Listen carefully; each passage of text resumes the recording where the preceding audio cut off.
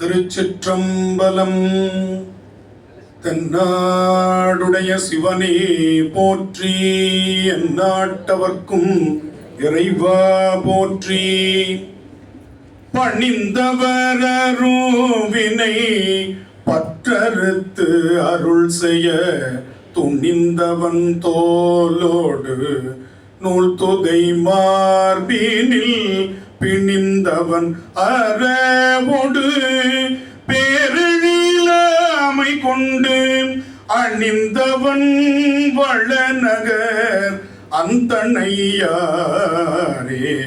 அணிந்தவன் வளநகர் அந்தணையாரே.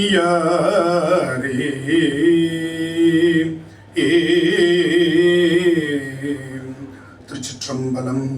எல்லாம் வல்ல பெருமானுடைய தனிப்பெரும் கருணையினாலே இந்த நாள் மிக இனிமையான நாளாக வாய்த்திருக்கிறது.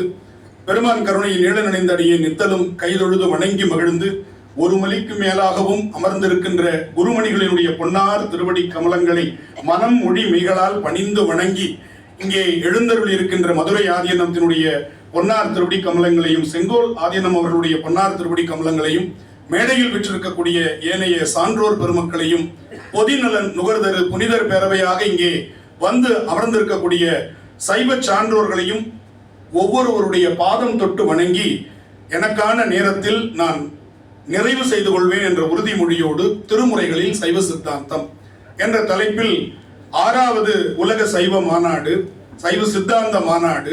எனவே 6 நிமிடம் என்று நான் குறித்திருக்கிறேன். குருமணிகளிடம் அதற்கு அனுமதியை பெற்றிருக்கின்றேன். மிக அற்புதமாக நாம் திருச்சிற்றம்பலம் என்று சொல்லி மகுடம் சொல்வோம். அதிலிருந்தே நான் சைவ சித்தாந்தத்தை தொடங்கி பார்க்க விரும்புகிறேன். தென்னாடுடைய சிவனே போற்றி, எந்நாட்டவர்க்கும் இறைவா போற்றி. இதில் 2 நாட்களாக இந்த தென்னாடு என்பதில் தென்னாட்டிற்கு உரிய சிவன் எந்நாட்டவர்க்கும் இறைவனாக இருக்கிறான் என்று பல பேர் அதன் ஆய்வுரைகளை குறிப்பிட்டுக் கொண்டே வந்தார்கள். அடியனுடைய ஒரு பணிவான ஆய்வு, தென்னாடு என்பது தெற்கை சார்ந்த நாடு என்று இதுவரை நாம் பொருள் கொண்டிருக்கின்றோம். ஆனால் மணிவாசக பெருமான் திருவாசகத்தில் ஓரிடத்தில் கூட தென்னாடு என்ற சொல்லுக்கு தெற்கு நாடு என்று பொருள் சொல்லவில்லை. திருவாசகத்தில் படிச்சு பாருங்க, தென் பாண்டி நாடு என்று தெளிவாக குறிப்பார். தென்னாடு என்பது தெற்கை சேர்ந்த நாடு என்று எடுத்துக்கொண்டால் நமக்கு மிக சிக்கல். நாம் கூர்ந்து கவனிக்க வேண்டும். இது போற்றி திரு அகவலில் வரக்கூடிய ஒரு மகுடம். போற்றி திரு அகவல் எங்கே பாடப்பட்டது? தில்லையம்பலத்திலே பாடப்பட்டது. அழகிய திருச்சிற்றம்பலமுடையான் கைச்சாத்திட்டு வழங்கிய அந்த திருவாசகத்தில் போற்றி திரு அகவலில் தென்னாடு என்று குறிப்பிடுவது தென் என்பதற்கு அழகு, இனிமை என்று பொருள் இருக்கிறது. எனவே இப்படி நீங்கள் இதை பகுத்து பாருங்கள், பிரித்து பாருங்கள். தென் ஆடு உடைய சிவனே போற்றி, எந்நாட்டவர்க்கும் இறைவா போற்றி. இனித்தம் உடைய எடுத்த பொற்பாதத்தை கொண்டு ஆடுகின்ற சிவபெருமான் உலகத்தினுடைய எல்லாருக்கும் கடவுள். தென் ஆடு உடைய சிவபெருமான். தென் என்பதற்கு இனிமை, அதனால்தான் தென்னை என்ற சொல் வருகிறது. தென் என்பதனுடைய நீட்சி தேன் என்ற இனிமையை குறிக்கக்கூடிய சொல்லாக இருக்கிறது. தமிழில் நாம் வேர்ச்சொல் ஆராய்ச்சி என்பதை திருமுறைகளில் ஒரு புதிய கோணமாக புகுத்தி பார்க்கும் பொழுது இந்த சொல்லுக்கு இவ்வளவு ஆழமான பொருள் இருக்கிறது என்பதை நாம் புரிந்து கொள்ள முடியும். தென் ஆடு உடைய சிவனே போற்றி, எந்நாட்டவர்க்கும் இறைவா போற்றி என்றால் இங்கே குழப்பமே நமக்கு ஏற்படுவதற்கு வாய்ப்பு இல்லை. அதே போல முதல் திருமுறை, அற்புதமான முதல் பாட்டு, அந்த ஒரு பாட்டை வைத்துக் கொண்டே நாம் சைவ சித்தாந்தத்தை முழுமையாக பேசிவிட முடியும். ஞானசம்பந்தனுடைய அந்த முதல் பாடல், தோடுடைய செவியன் விடையேறிவோர் தூவன் மதிசூடி காடுடைய சுடலை பொடி பூசியன் உள்ளம் கவர்கள்வன் ஏடுடைய மலரான் முனை நாள் பணிந்தேத்த அருள் செய்த பீடுடைய பிரமாபுரம் மேவிய பெம்மான் இவனன்று. பெம்மான் இவனன்று. இதான் அந்த தேவாரம். முதலில் நமக்கு ஞானசம்பந்தருடைய பாடலை இப்படித்தான் நாம் சொல்லிக் கொடுத்து பழகுவோம். அதில் சைவமும் இருக்கிறது, சிவமும் இருக்கிறது, சித்தாந்தமும் இருக்கிறது என்பதுதான் இந்த பாடலினுடைய தோடுடைய செவியன். தோடு என்பது அம்மையை குறிக்கின்ற குறியீட்டு சொல்லாக புரிந்து கொள்ள வேண்டும். செவியன் என்பது பெருமானை குறிக்கின்ற சொல். அம்மையப்பரே உலகுக்கு அம்மையப்பர் தொடக்கம்.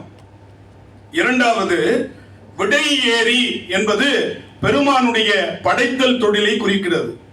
மதி சூடி என்பது அடியில் விழுந்த சந்திரனை முடியில் காத்தார் அல்லவா சூடி. எனவே காத்தல் என்கின்ற திதி என்று சொல்வார்கள் சமஸ்கிருதத்தில். எனவே சிருஷ்டி திதி.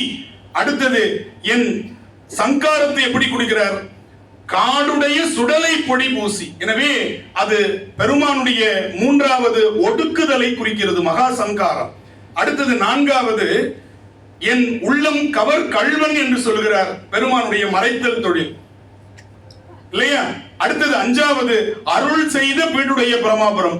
எனவே அனுகிரகம். 5 தொழில் வந்துருச்சு. அதுல எவ்வளவு அழகாக தோடுடைய செவியன் விடை ஏறி ஓர் தூவன் மதிசூடி காடுடைய சுடலை பொடி பூசியன் உள்ளம் கவர் கள்வன். இந்த கள்வன் என்ற சொல்லாட்சி சங்க இலக்கியம் முதல் நம்முடைய திருமுறைகள் வரை, இன்னும் சொல்ல போனால் இதிகாசங்கள் எல்லாவற்றையும் உள்ளடக்கியது சைவ சித்தாந்த மாநாடு. சங்க இலக்கியத்தில் தொடங்குகிறார் நம்முடைய குருமணிகள் அவர்கள். சங்க இலக்கியத்தில் இந்த கள்வன் என்ற சொல்லாட்சி ஞானசம்பந்தருக்கு 3 வயதில் எப்படி கிடைத்தது என்று சொன்னால், சங்க இலக்கியத்தில் நகை கூட்டம் செய்தான் அக்கள்வன் மகன் என்று ஒரு தலைவி தன்னால் பெரிதும் விரும்பப்படுகின்ற தலைவனை கள்வன் என்ற சொல்லால் குறிக்கிறாள். எனவே இங்கே நம்முடைய சமயத்தில் சைவத்தில் அதே நாயக நாயகி பாவத்தில் பெரிதும் விரும்பப்படுகின்ற இந்த ஆன்மா பெருமானை பார்க்கும் பொழுது என் உள்ளம் கவர் கள்வன் என்ற சொல்லை 3 வயதிலேயே ஞானசம்பந்த பெருமான் அந்த சங்க இலக்கியத்தினுடைய மரபு தொடர்ச்சியாக தொடங்குகிறார் என்று நாம் பார்க்கின்றோம். இப்படி ஒவ்வொன்றிலும் நாம் பார்க்கின்ற ஒவ்வொரு திருமுறை பாடல்களிலும் 10 கொலாம் அடியார் செய்கைதானே என்பார் நம்முடைய நாவுக்கரசு பெருமான். தசகாரியத்தை பற்றி அங்கே பேசுகின்றார். நம்ம இன்னைக்கு நிறைய சொற்களை இழந்து கொண்டிருக்கிறோம், பலவாறாக மாற்றி புரிந்து கொண்டிருக்கிறோம். இடத்தை கொடுத்தால் மடத்தை புடுங்குவான் என்று ஒரு பழமொழி இருக்கிறது. வாரியார் சுவாமிகள் இதற்கு விளக்கம் சொல்லுகிறார்கள். இடத்தை கொடுத்தால் மடத்தை புடுங்குவான் என்று நாம் இதை தவறாக புரிந்து கொண்டிருக்கிறோம். பெருமானுக்கு இந்த இடத்தை கொடுத்தால் அங்கு இருக்கக்கூடிய அறியாமையாகிய மடத்தை பிடுங்குவான் என்பதுதான் அதனுடைய பொருள். உலகம் பலவிதம் என்று நம்முடைய பழமொழியில் சொல்லுவோம். உலகம் பலவிதம் இல்ல, உலகம் ஒரே மாதிரியாகத்தான் இருக்கிறது. உலகு அம்பலவிதம் என்று அதை புரிந்து கொள்ளுங்கள். எனவே உலகு அம்பலவிதமாகிய நம்முடைய பெருமானுடைய செயலால் இந்த உலகம் இயங்குகிறது என்று புரிந்து கொள்ள வேண்டும். இங்கே நாம் தெளிவாக ஒன்றை சொல்ல வேண்டும். இறைவன் இருக்கிறானா என்ற கேள்விக்கு சைவ சித்தாந்தம் கொடுக்கின்ற பதில், மற்ற சமயங்கள் இருக்கின்றான் என்று சொல்லுகின்றன, அது நம்பிக்கை. இல்லை என்று சொல்லுவது அவநம்பிக்கை. ஆனால் சைவ சித்தாந்தம் மட்டும்தான் இருக்க வேண்டும் என்ற செய்தியை பதிவு செய்கிறது. இந்த இருக்க வேண்டும் என்பது என்ன என்று பொருள்? இங்கே உயிர் இருக்கிறது, உடல் இருக்கிறது. உயிர் தானாக உடலை அடையாது, உடல் உயிரை அடையாது. இந்த இரண்டையும் இணைப்பதற்கு இடையில் ஒருவன் இருக்க வேண்டும் என்று அறிவியல் பூர்வமாக சைவ சித்தாந்தம் நமக்கு இறைவனுடைய இருப்புமையை காட்டுகிறது. அதனால் ஆட்டுவித்தால் ஆரொருவர் ஆடாதாரே, அடக்குவித்தால் ஆரொருவர் அடங்காதாரே, பாட்டுவித்தால் ஆரொருவர் பாடாதாரே, பணிவித்தால் ஆரொருவர் பணியாதாரே, ஓட்டுவித்தால் ஆரொருவர் ஓடாதாரே, உருகுவித்தால் ஆரொருவர் உருகாதாரே, காட்டுவித்தால் ஆரொருவர் காணாதாரே, காண்பாரார் கண்ணுதலார் காட்டா காலே. எனவே காட்டுவதற்கு ஒருவன் இருக்க வேண்டும், கண் இருந்தால் போதாது என்று சைவ சித்தாந்தம் மிக தெளிவாக நம்முடைய திருமுறை வாயிலாக சொல்லுகிறது. பொதுவாக சித்தாந்திகளுக்கு தேவாரம் வேண்டாம் என்று ஒரு சிலர் நினைக்கிறார்கள். எல்லோரையும் நான் குறை சொல்லவில்லை. தேவாரம் படிப்பவர்கள் சித்தாந்தம் தேவையில்லை நினைக்கிறார்கள். இரண்டும் தெரிந்தவர்கள் உழவாரம் வேண்டாம் என்று நினைக்கிறார்கள். சைவர்களாக இருக்கக்கூடியவர்கள் நீங்கள் இந்த சைவ மாநாட்டில், சித்தாந்த மாநாட்டில் ஒரு உறுதி எடுத்துக் கொள்ளுங்கள். உழவாரம் உடலுக்கு, தேவாரம் உயிருக்கு, சித்தாந்தம் அறிவுக்கு. எனவே நமக்கு உழவாரமும் வேண்டும், தேவாரமும் வேண்டும், சித்தாந்தமும் வேண்டும். இது பெருமானுடைய முக்கண்கள் என்பதை நீங்கள் உணர்ந்து கொள்ள வேண்டும். நேராக நான் முதல் திருமுறையிலிருந்து 12ஆம் திருமுறை, இன்னும் 1.5 நிமிஷம் இருக்கு. ஏன்னா குருமணிகள்கிட்ட அனுமதி வாங்கியிருக்கிறேன். அவங்க அப்புறம் என்ன நினைப்பாங்க இல்லையா? 1.5 நிமிஷத்துல பெரிய புராணத்துல உலகெல்லாம் உணர்ந்து ஓதற்கு அறியவன், நிலவுலாவிய நீர்மலி வேணியன், அழகில் சோதியன், இந்த 3ம் பாத்தீங்கன்னா சைவ சித்தாந்தத்துல ஆன்மாக்கள்ல மும்மலமுடைய ஆன்மாக்கள் சகலர், இருமலம் உடைய ஆன்மாக்கள் பிரளயாகலர், 3 மனமலங்களில் ஒரு மலம் உடையமுடைய ஆன்மாக்கள் விஞ்ஞானகலர் என்று சொல்வார்கள். அந்த விதத்தில் உலகெல்லாம் உணர்ந்து ஓதற்கு அரியவனாக சகலருக்கு இருக்கிறான். நிலவுலாவிய நீர்மலி வேணியனாக பிரளயாகலருக்கு விளங்குகிறான். அழகில் சோதியனாக விஞ்ஞானகலருக்கு விளங்குகிறான். அனைவருக்கும் பொதுவாக அம்பலத்தில் ஆடுகிறான். அவனுடைய திருவடியை நீங்கள் பற்றி கொண்டால் நிச்சயமாக நீங்கள் முன்னேற முடியும் என்பது மலர் சிலம்பு அடி வாழ்த்தி வணங்குவாம். எனவே அவனுடைய சிலம்படியை வாழ்த்தி வணங்கினால் நீங்கள் இந்த வரிசையிலிருந்து மேல் நோக்கி செல்ல முடியும் என்று முதல் பாடல். அடுத்தது நம்பியாரனுடைய வரலாற்றில் வருகின்ற பாடலோடு நிறைவு செய்து கொள்வேன். கற்பகத்தின் பூங்கொம்போ, காமந்தன் பெருவாழ்வோ, பொற்புடைய புண்ணியத்தின் புண்ணியமோ, புயல் சுமந்து விற்குவளை பவள மலர் மதிபூத்த விரைகுடியோ, அற்புதமோ. இதுவரையும் இது ஒரு காதல் பாடலுங்க. இதுவரையும் இது ஒரு அகத்துறை இலக்கணத்தில் வரக்கூடிய காட்சி ஐயம் என்று சொல்லுவோம் இல்லையா? அதுபோல இது ஒரு ஐயம். 2வது துறை அகத்துறைகள் 400ல ஐயம் என்ற துறை. கற்பகத்தின் பூங்கொம்போ, அந்த இருவரை கமலினி அணிந்ததையை சுந்தரராக இருக்கக்கூடியவர் பார்க்கிறார். அப்பொழுது கற்பகத்தின் பூங்கொம்போ, காமன் தன் பெருவாழ்வோ அப்படிலாம் வர்ணிச்சுட்டு வரார். ஆனால் ஒரே ஒரு வார்த்தை இந்த நூல் சைவ சித்தாந்த நூல், இந்த வரலாறு சைவ சித்தாந்தத்தினுடைய அடிப்படையிலிருந்து தோன்றிய வரலாறு பெரிய புராணம் என்பதை ஒரே ஒரு வார்த்தை, இப்படி என்னை பார்க்க வைத்தது சிவன் அருளோ என்று முடிவு செய்திருப்பார் சேக்கிழார். கற்பகத்தின் பூங்கொம்போ, காமந்தன் பெருவாழ்வோ, பொற்புடைய புண்ணியத்தின் புண்ணியமோ, புயல் சுமந்து விற்குவளை பவளமலர் மதிபூத்த விரைகுடியோ, அற்புதமோ, சிவன் அருளோ அறியேன் என்று அதிசயித்தால் வினைகளை பெருமான் உயிர்களுக்கு ஊட்டுகிறான் என்பதை அங்கே காட்டுகிறது. சுந்தரமூர்த்தி நாயனார் என்று நாம் சொல்லி பழகி இருக்கிறோம். ஆனால் 100 பதிகங்களில் சற்றேறக்குறைய 1000ற்கு சொச்சமான பாடல்களில் ஒரு இடத்தில் கூட சுந்தரர் என்பதை சுந்தரர் பயன்படுத்தவில்லை.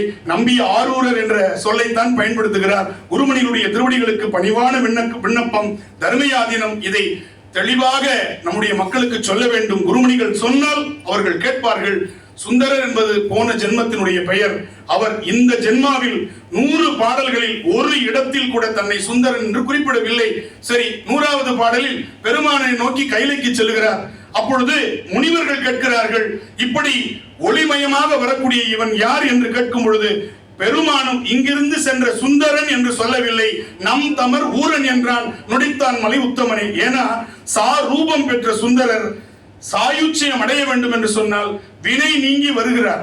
அந்த நேரத்தில் நீங்க சுந்தரர்னு சொன்னீங்கன்னா திருப்பியும் பிரிஞ்சு போறதுக்கு வாய்ப்பு இருக்கு.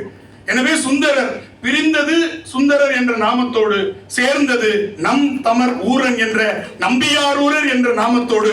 எனவே பெருமானோடு சேர்த்த நாமம் நம்பியாரூரர். எனவே நம்பியாரூரர் தேவாரம் என்றுதான் நாம் குறிப்பிட வேண்டும் என்று சொல்லி, விளம்பியது கடுகளவு, விட்டது கடலளவு, விடைபெறுகிறேன்.